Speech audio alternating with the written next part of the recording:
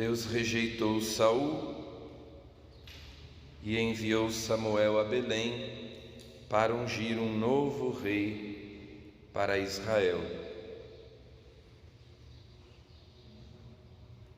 Os critérios de Deus geralmente são diferentes dos nossos. Nós vemos a aparência e Deus vê o coração. Nós vemos o exterior e Deus vê o interior. Então Deus escolhe o pequeno Davi, o menor entre os seus irmãos, ele que era pastor de ovelhas, para ser o novo rei de Israel. O profeta Samuel o unge com óleo, sinal da eleição, da consagração a Deus, e o Espírito do Senhor se apoderou de Davi, possuiu Davi a partir daquele dia. Então, nós temos aqui nesta leitura a eleição, a escolha de Deus desse novo rei. Deus tinha amado e escolhido Saul, mas ele o rejeitou, como dizia a conclusão da primeira leitura de ontem, porque Saul rejeitou o Senhor e não o obedeceu. Deus rejeitou Saul e retirou dele o seu espírito. Ele não estava apto para governar, para conduzir o seu povo, porque na antiguidade os reis tinham poder absoluto, não havia leis. As leis quem fazia era o próprio rei, e o rei era considerado divino, quase um Deus, tinha poder de vida e de morte.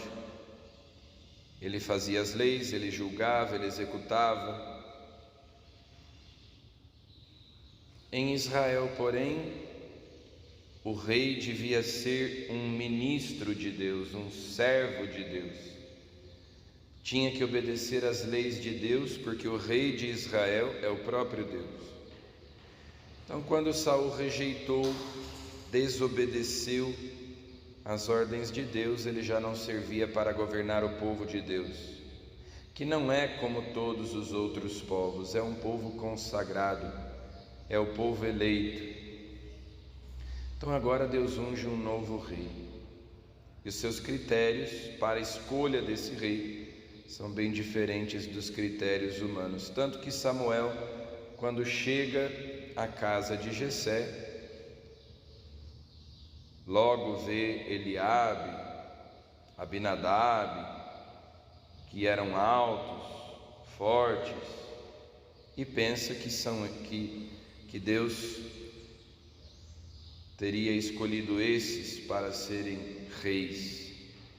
E Deus escolheu justamente Davi, o mais novo, o menor,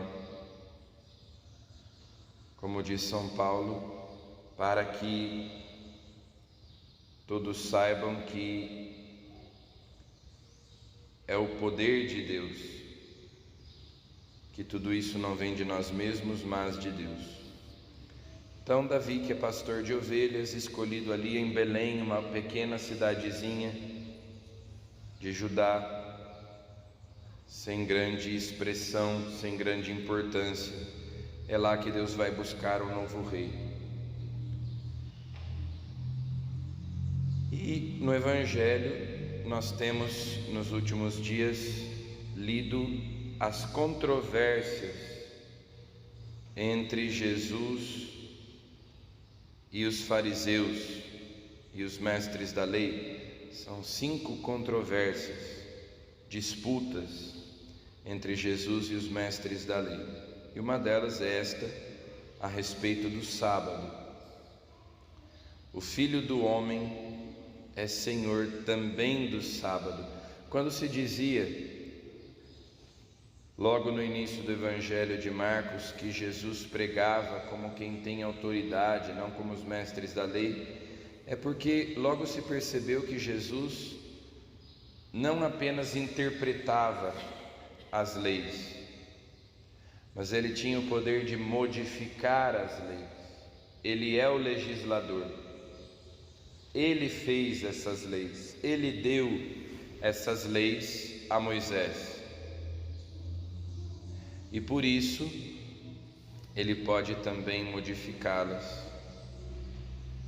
E ele pode, claro, esclarecer o sentido mais profundo dessas leis. Deus deu ao homem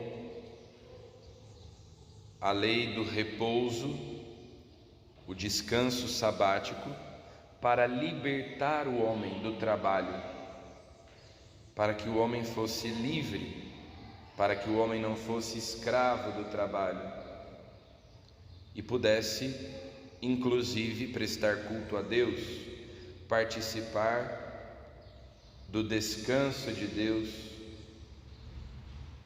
reinar sobre a criação com Deus. E, no entanto, eles tinham transformado a lei do sábado numa escravidão, numa prisão. Então, por isso, Jesus, inclusive citando um fato da Escritura acontecido com Davi, mostra que no seu procedimento e no procedimento dos seus discípulos não há nada contrário à lei, não há nada contrário às Escrituras.